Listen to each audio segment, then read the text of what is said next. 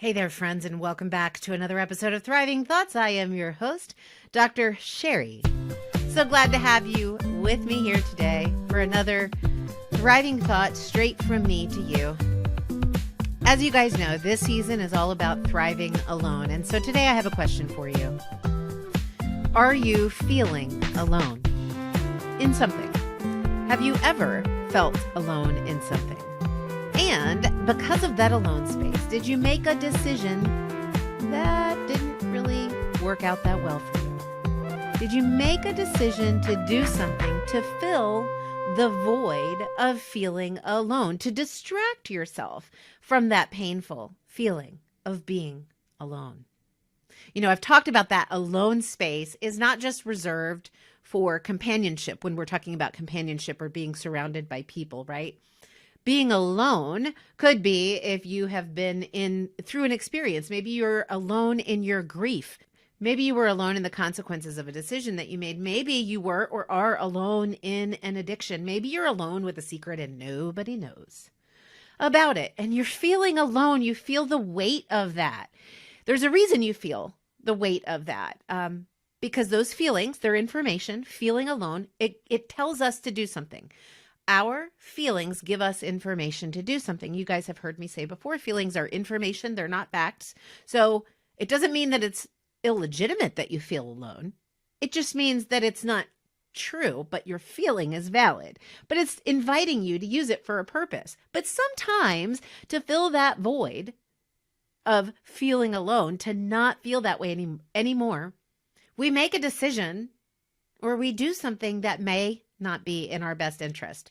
So today I'm going to share really briefly, candidly, vulnerably with you an experience that I had like that. So this was back in 2015 and I was single. I was a clinical psychologist still then, had my private practice, but I was feeling lonely. And I remember at that point in my life, I was actually feeling like I was not complete unless I had a partner, unless I had somebody who was interested in me.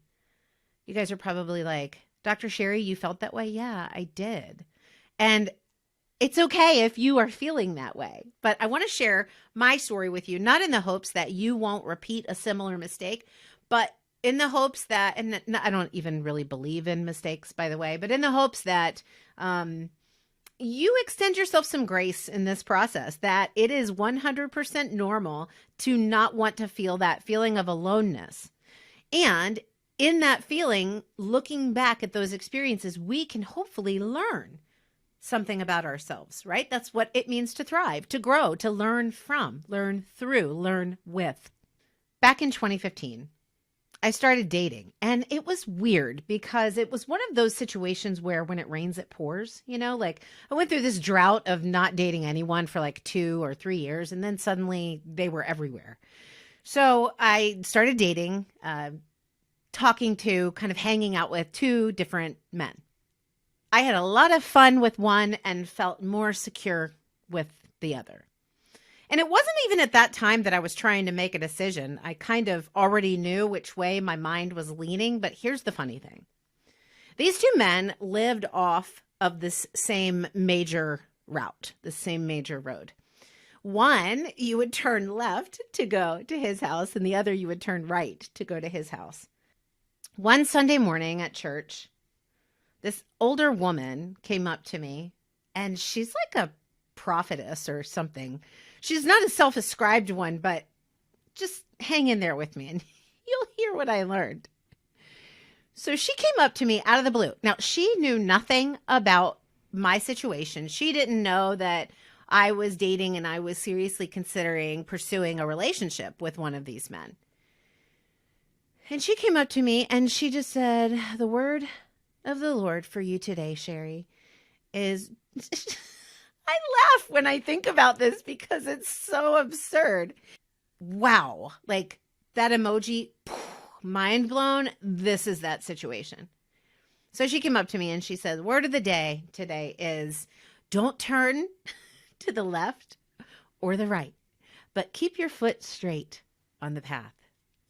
And that's a scripture reference somewhere, but I didn't know at the time. But I just said, thanks so much. I really like that. Well, as I said, both of these men lived off of the same route, and one you turned left and one you turned right. Well, I chose the one where you turned left. I did not keep my foot straight to the path, and I decided to distract myself from that lonely feeling and put myself in a place that seemed like I wasn't so lonely. Put myself in a place that seemed like I was loved.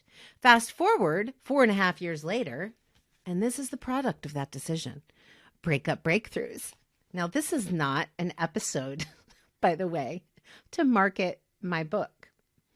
Some good can come out of our pain, right? Here's the point. I even had somebody in my face who cared about me genuinely tell me something, not specifically about my aloneness, but it was like she read into my heart, like she was a direct messenger from God, and I didn't listen. I am hard-headed that way, you guys. I bet you are too. I know I am speaking to some people right now that are feeling a similar gut punch, that you didn't listen. You know that feeling of aloneness was so uncomfortable that you decided to fill it. Now, in this particular case, this was a feeling of physical aloneness, of being without a partner, a relationship, right? Maybe your alone space is different, but you're trying to fill it with something. You know what that is. I don't. My situation, that didn't work out very well for me. It worked out with a lot of heartache. And it did work out well. It actually provided an abundance of blessings for my business, because I talk about thriving in any and every circumstance, learning, growing, flourishing, prospering, even in the pain, even in the adversity. My book came from it. I coach people on this. My podcast talks about it. So look, you can use those dark alone spaces. You can use your stubbornness in filling that void and not being willing to work through that feeling to fill it with something that may not be good for you. And you can offer yourself grace in that growing process. So my question to you today, my friends, if you are feeling alone in something, and it might not be about relationships, it might be about grief, it might be about an addiction, it might be feeling alone in shame, it might be feeling alone in fear. What is resonating with you right now when I say, what are you feeling alone in? Here's my invitation to you. Resist the urge to fill the void that loneliness creates. Instead, I invite you to dig deep into that alone space. Learn what that feeling is trying to teach you. Learn about yourself. Learn about how strong you are. Realize how strong you are.